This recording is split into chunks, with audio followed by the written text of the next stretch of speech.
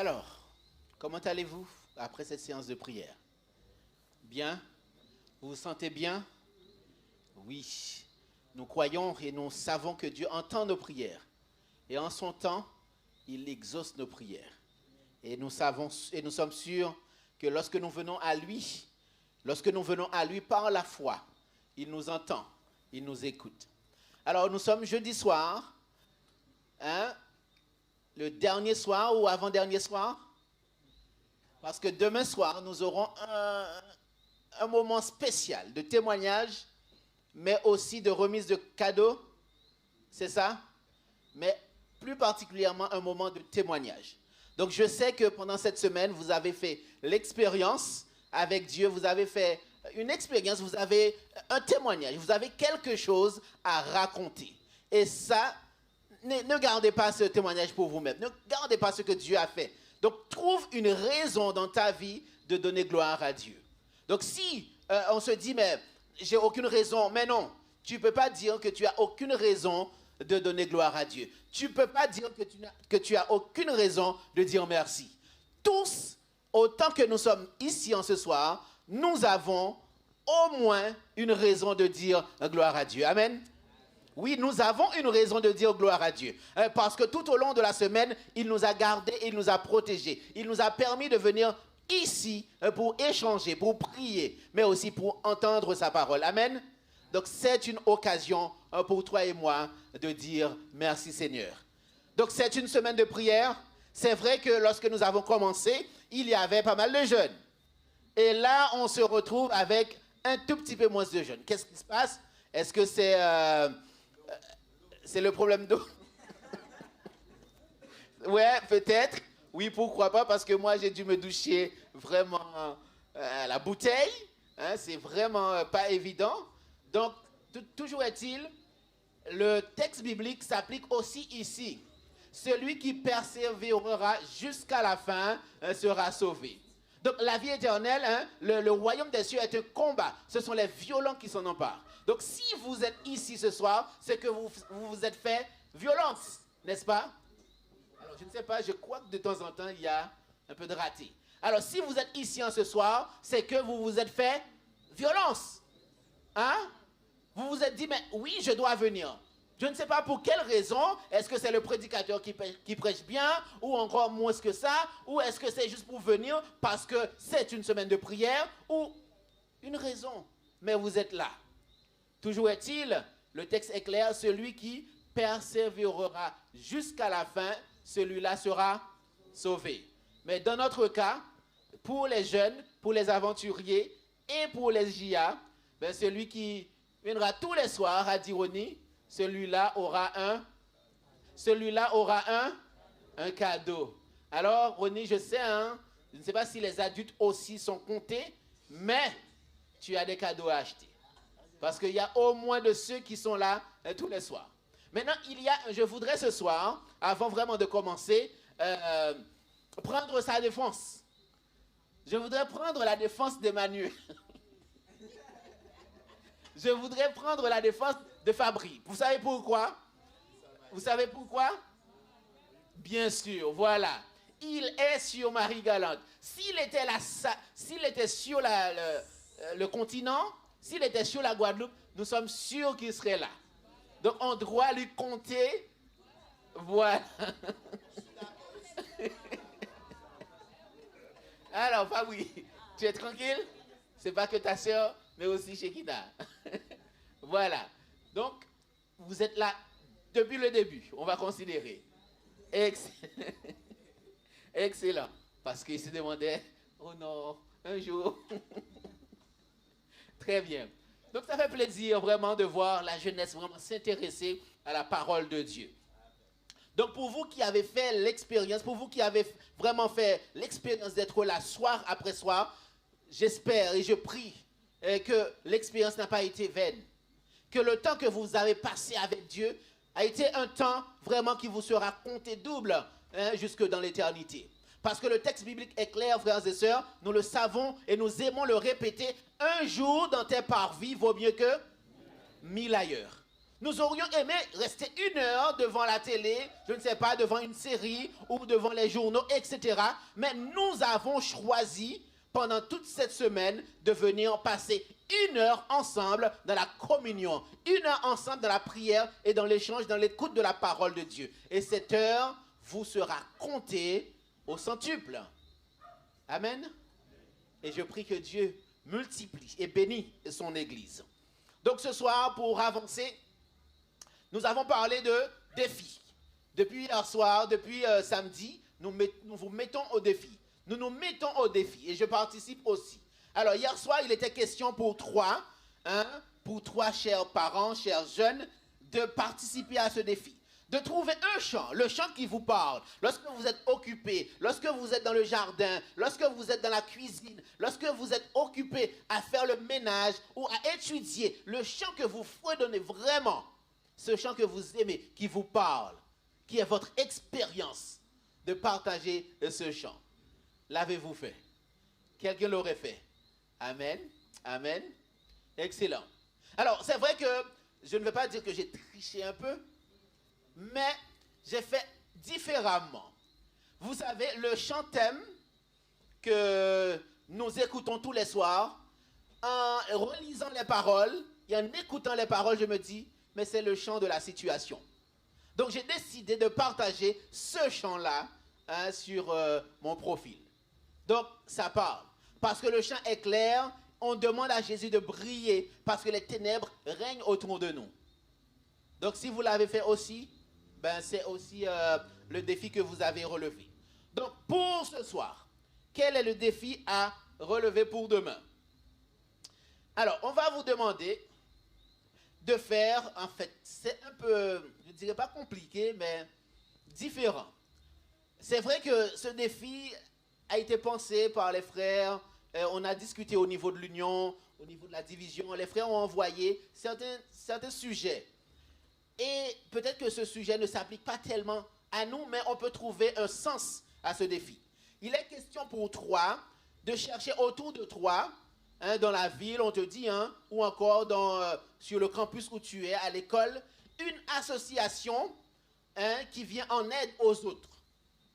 Une association qui s'engage dans la défense de quelque chose ou dans l'accompagnement de l'homme, de l'être humain dans son quotidien et de t'engager auprès de cette association. C'est-à-dire de trouver un moyen d'accompagner quelqu'un. Mais vous et moi, nous savons que à notre niveau, nous sommes engagés, n'est-ce pas? Nous sommes engagés, n'est-ce pas? Oui, nous sommes engagés. Nous sommes engagés à la JAG. Nous sommes engagés dans les différents clubs. Nous sommes engagés au Secours Adventiste. Je sais qu'ici, à Chauvel, c'est le terroir du Secours Adventiste. Il y a pas mal de nos frères et sœurs qui sont bénévoles au Secours Adventiste. Oui ou non? Oui, il y a pas mal. Même s'ils ne sont peut-être pas là ce soir, mais dans le temps, j'ai toujours connu l'église de Chauvel comme étant une église qui donne des bénévoles au Secours Adventiste. Donc vous êtes engagés. Donc nous vous invitons à continuer dans cet engagement-là. Non seulement dans la mission au niveau de l'église locale, mais essayez de répandre cet engagement-là pour que d'autres en profitent. Parce que, oui, le fait d'être ensemble, c'est vrai, ça nous réchauffe, ça nous aide, mais aussi, essayons d'élargir cette aide à ceux qui nous entourent. Donc, trouvez une association ou quelque chose d'autre afin de vous engager auprès de la communauté. Donc, on va voir, vous essayez, vous regardez et vous voyez dans quelle mesure ceci est possible. Maintenant, pour notre texte de ce soir. C'est vrai, peut-être vous vous dites, mais le pasteur s'est trompé dans le texte de base. Parce qu'il a relu le texte que nous avons lu déjà. Il va prêcher sur le même texte. Mais toujours est-il, la parole de Dieu est claire, les bontés de l'Éternel ne sont pas épuisées, elles se renouvellent chaque matin. Donc, si tu prends l'expérience de la parole de Dieu, chaque jour, Dieu a quelque chose de nouveau à t'annoncer. Il a quelque chose à te révéler. Tu prends le même verset, selon les circonstances, selon la situation, Dieu a un message pour toi. Donc ce soir, j'aimerais revenir sur le texte de base que nous avons lu depuis et mettre l'emphase sur un aspect de ce texte. Mais avant Je voudrais te rappeler que tu es une personne. Je voudrais te rappeler que tu es une personne et que tu mérites ce qu'il y a. Est-ce que vous êtes convaincu? Alors dites-le comme quelqu'un qui est vraiment convaincu. Je suis une personne spéciale et je mérite ce qu'il y a de meilleur. Je suis une personne spéciale et je mérite ce qu'il y a de meilleur. Oui, vous le méritez parce que vous avez déjà eu ce qu'il y a de meilleur. La vie de Dieu. Amen. La vie de Dieu a été répandue, a été donnée à la croix pour toi et moi parce que nous sommes des êtres spéciaux. Nous sommes à la gloire de Dieu. Nous avons été créés pour la gloire de Dieu. Donc, nous ne sommes pas n'importe qui. Nous avons du prix. Nous avons de la valeur. Dieu nous aime d'un amour éternel. Donc, c'est pourquoi nous sommes des gens spéciaux. Nous sommes des créatures spéciales à la gloire de Dieu. Amen. Donc, le texte nous dit dans Jonas chapitre 1er, versets 1 et 2. La parole de l'Éternel fut adressée à Jonas, fils d'Amithaï, en ces mots. Lève-toi, va à Ninive, la grande ville, crie contre elle, car sa méchanceté est montée jusqu'à moi. J'aimerais ce soir vous parler de cette dernière partie de ce texte. Nous ne sommes pas vraiment étendus sur ce texte. La dernière partie nous dit, car sa méchanceté est montée jusqu'à moi. Alors, lorsque nous analysons le texte, mesdames et messieurs, quel genre de méchanceté? Qu'est-ce que l'homme aurait pu faire pour que Dieu puisse dire, sa méchanceté est montée jusqu'à moi? Alors, si je vous pose cette question aujourd'hui, avec le regard de l'homme du 21e siècle que vous êtes, mais en jetant un regard rétrospectif sur ces hommes d'antan, vous vous demandez, mais qu'est-ce qu'ils auraient pu commettre pour que cette méchanceté arrive jusqu'à Dieu? Avez-vous déjà eu l'expérience où le texte nous dit, car son sang est parvenu jusqu'à moi? Est-ce que ça vous parle? Est-ce que ça vous dit quelque chose? Abel. Quand Caïn a tué son frère Abel, et Dieu lui a dit, mais qu'as-tu fait? Son sang crie vers moi. Mais aujourd'hui, nous parlons de Dieu qui envoie un message à Jonas et qui dit, la méchanceté de cette ville-là est montée jusqu'à moi. Qu'est-ce que l'homme aurait pu faire? Qu'est-ce que cette ville aurait pu faire pour dire que sa méchanceté est montée jusqu'à moi? Qu'est-ce que nous avons déjà dit? Alors, je voudrais vous entendre. Qu'est-ce que nous avons déjà dit? Nahum dit quoi? Nahum dit quoi? C'est un peuple sanguinaire. Et l'histoire nous dit qu'ils étaient tellement méchants, mais lorsqu'ils prenaient des captifs, ils les dépecelaient et ensuite ils les brûlaient. Ça, c'est une partie de la méchanceté. Mais lorsque nous analysons encore le texte et nous analysons encore la nature de l'homme, que pouvons-nous dire de la méchanceté? Est-ce que l'homme du premier siècle a changé lorsqu'il a péché? Est-ce que l'homme d'aujourd'hui, quand on le compare avec l'homme d'aujourd'hui, est-ce que quelque chose aurait changé dans leur vie, dans leur nature? Qu'est-ce qui a changé? Non. L'homme ne change pas, mesdames et messieurs. L'homme privé de la présence de Dieu, il plonge, il descend dans la déchéance, dans la décadence, dans la méchanceté, mais aussi dans l'immoralité. L'homme ne change pas. C'est pourquoi le texte nous dit, un léopard peut-il changer sa peau? L'homme ne peut pas changer. Loin de Dieu, il ne fait que descendre dans la méchanceté. C'est pourquoi le texte de 2 Timothée chapitre 3, verset 1 à 5 nous dit quoi? Sache que écoutez bien, sache que dans les derniers jours, il y aura des temps difficiles, car les hommes seront égoïstes. Mais eux aussi, dans le passé, ils étaient égoïstes. Mais ils seront aussi amis de l'argent, fanfarons, hautains, blasphémateurs, rebelles à leurs parents, ingrats et irreligieux. N'est-ce pas la description de l'homme d'aujourd'hui? Mais c'est aussi la description des hommes du temps de Jonas. Est-ce que vous êtes d'accord avec moi? Car leur méchanceté est montée jusqu'à Dieu. Et le texte continue en disant insensible. Insensible. La méchanceté nous rend insensibles, mesdames et messieurs. Le péché, du moins, nous rend insensibles.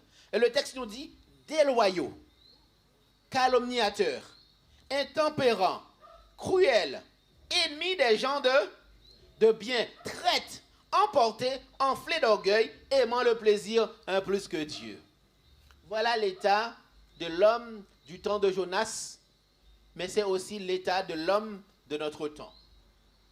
L'homme privé de Dieu, voilà son caractère.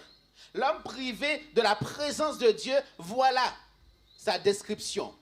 Ayant l'apparence de la piété, mais reniant ce qui en fait la force.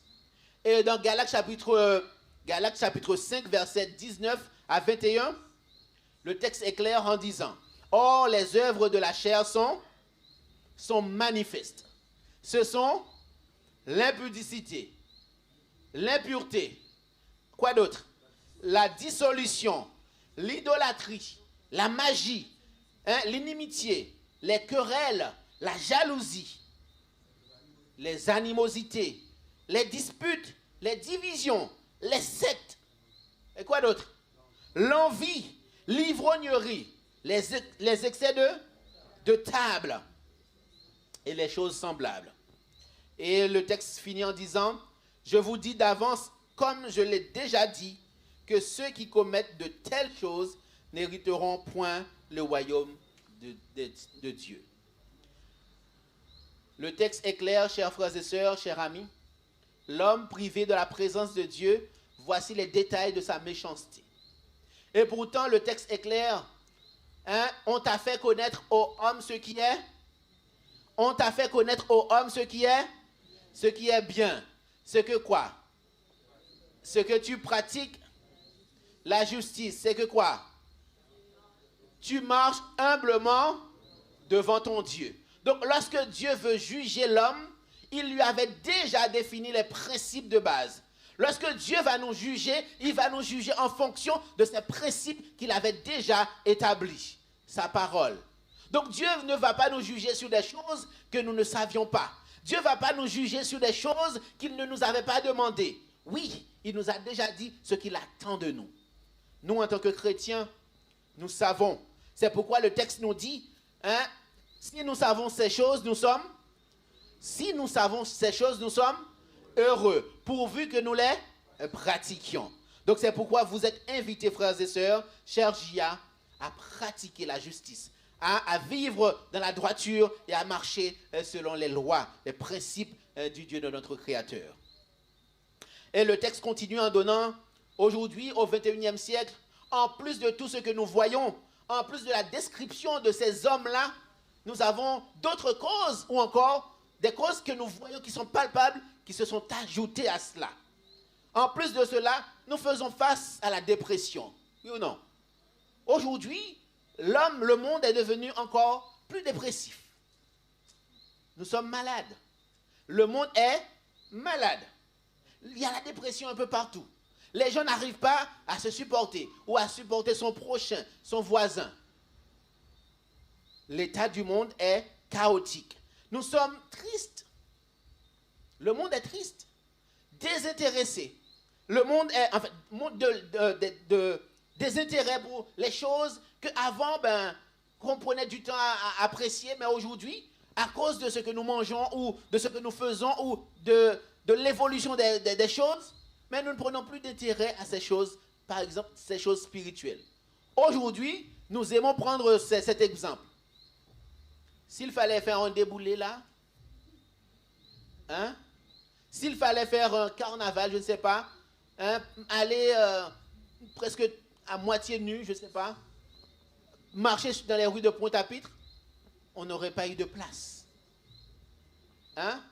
Mais aujourd'hui, le texte, ça ne devrait pas nous étonner parce que la parole de Dieu l'avait déjà annoncé.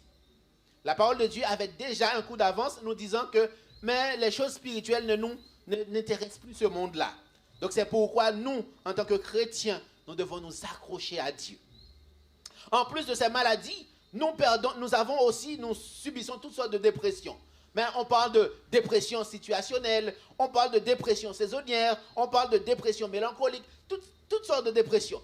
Et même parfois, on invente des maladies, mais il y a des maladies qu'on n'avait même pas encore de nom. Et on a trouvé des noms récemment. Et la situation claire que nous avons vécue il y a quoi? Il y a 2 ans? 3 ans déjà? Non, 2 ans? Covid. 2 ans? 2 ans et demi?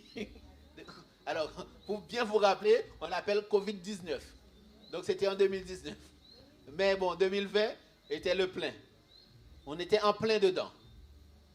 Des maladies qui sont de nulle part. Ou qu'on invente. Pourquoi? Parce que la situation de ce monde est devenue de jour en jour chaotique. Et il y a beaucoup d'autres maladies. Il y a des contaminations partout. L'air que nous respirons est contaminé. L'eau que nous buvons est contaminée. Il y a aussi la densité. Il y a des villes qui sont surpeuplées. Donc ce sont des causes de maladies, des causes de tristesse, des causes de situations qui nous mettent hors de nous-mêmes. Nous sommes limités parce qu'il y a des problèmes de santé mentale. Donc, lorsqu'on regarde l'état actuel de ce monde, cher Gia, nous disons que, gloire à Dieu, nous avons Jésus. Toi et moi, nous avons Jésus. Mais cela ne suffit pas. Ce n'est pas pour dire que Jésus ne suffit pas pour nous. Nous ne pouvons en aucun cas garder cette vérité pour nous-mêmes. Il nous faut aller et partager cette bonne nouvelle du royaume. Et leur dire aussi qu'il y a de l'espoir en ce Jésus. Madame White fait cette déclaration en disant à la fin des temps, le monde sera plongé dans le chaos moral et spirituel. C'est ce que toi et moi nous voyons tous les jours. Les gens seront de plus en plus éloignés de Dieu et de ses commandements. Oui, c'est ce que nous voyons. Et la méchanceté et la corruption régneront en maître. N'est-ce pas là ce que nous voyons? Les injustices, les guerres et les catastrophes naturelles se multiplieront. Oui, et les cœurs des hommes seront remplis de haine et d'égocentrisme. Mais ce qu'elle dit est encore frappant, c'est cependant, malgré cette obscurité écrasante, Dieu n'abandonnera jamais ses fidèles enfants. Malgré la situation chaotique par laquelle nous pourrions passer, Dieu n'abandonne jamais ses enfants. Dieu est présent au milieu de nous et avec nous dans les moments difficiles. Il nous accompagne, il ne nous abandonnera pas. Ceux qui resteront fermes dans leur foi et leur attachement à Dieu seront protégés et guidés à travers les épreuves. Amen. Chers frères et sœurs, voici ce que la parole de Dieu déclare lorsque nous regardons l'état actuel de ce monde. Nous pouvons dire, mais y a-t-il de l'espoir? Y a-t-il vraiment de l'espoir, un avenir meilleur pour ce monde? Mais la parole de Dieu est claire, toi et moi nous le savons. Oui, la parole de Dieu nous dit que le Dieu de l'espérance vous remplisse de toute joie et de toute paix dans la foi, pour que vous abondiez en espérance par la puissance du Saint-Esprit. Amen. Oui, nous sommes appelés à avoir en abondance la puissance du Saint-Esprit. Dans Hébreux chapitre 11, verset 1er, « Or, la foi est une ferme assurance des choses qu'on espère et une démonstration de celles qu'on ne voit pas. » Donc, à travers toutes ces situations, toi et moi, nous devons de garder la foi. Nous devons d'avoir la foi, de ne jamais abandonner. Jérémie 29, verset 11 nous rassure en ce soir et nous dit quoi? Car je connais les projets que j'ai formés sur toi, projets de paix et non de malheur. Quel que soit ce qui pourrait se passer autour de nous, ayons cette ferme assurance, cette conviction que Dieu ne nous abandonnera jamais, frères et sœurs. Et 1 Pierre 1er verset 3 nous dit, « Béni soit Dieu le Père de notre Seigneur Jésus-Christ, qui, selon sa grande miséricorde, nous a régénérés par une espérance vivante, par la résurrection de Jésus d'entre les morts. C'est par ce qu'il vit, nous dit le chant, donc je n'ai rien à craindre. Mes lendemains sont assurés entre ses mains, il tient ma vie. Ça, c'est l'espérance que toi et moi, nous avons aujourd'hui. La Bible, c'est un livre d'espérance. Donc, si vous et moi, nous voulons continuer dans cette espérance, nous devons continuellement nous acclimater. Nous devons continuellement nous enraciner dans la parole de Dieu. Mais en même temps, on ne peut pas garder ça pour nous. On ne peut pas garder la vérité biblique pour nous. On doit la partager. Or, tout ce qui a été écrit d'avance pour notre instruction, afin que par la patience et la consolation que donnent les Écritures, nous possédions l'espérance. Amen. Oh, la parole de Dieu nous dit, la résurrection de Jésus, sa vie, sa mort et sa résurrection, ce sont des raisons qui nous donnent de l'espérance. Même si parfois nous pensons abandonner, même si parfois les choses sont difficiles pour toi et pour moi, nous nous disons, mais non, parce que Jésus, lui, il est venu. Il a vécu et il a vaincu. Et il nous a donné cette victoire. Et donc, nous avons l'espérance. Nous devons de garder courage parce qu'avec Jésus, nous avons déjà la victoire. Frères et sœurs, lorsque Jésus reviendra, toi et moi, mais aussi ceux à qui nous aurons partagé cette bonne nouvelle et qui auront accepté Jésus, ceux-là aussi, ils seront reconnaissants envers toi, envers moi, pour avoir partagé cette bonne nouvelle avec eux. Et ceux-là, eux aussi, ils seront reconnaissants parce qu'ils ont partagé cette bonne nouvelle avec leurs voisins. Ils ont partagé cette nouvelle avec leurs parents. Nous aussi, nous devons de faire ceci, de partager cette bonne nouvelle. C'est pourquoi notre chantème nous dit, Seigneur, par la clarté de ton amour. Ce soir, nous voulons inviter le Seigneur à chasser l'obscurité qui nous entoure. Aujourd'hui, nous voyons l'obscurité qui règne tout autour de nous. Mais Jésus est la lumière. Jésus est cette lumière qui nous éclaire, qui doit aussi les éclairer. Donc, ne gardons pas ce Jésus pour nous-mêmes. Allons et dites-leur qu'il y a encore de l'espoir en Jésus. Que Dieu vous garde et qu'il vous bénisse. Qu'il nous donne de nous engager dans la mission. Proclamer que Jésus revient bientôt. Alléluia. Amen.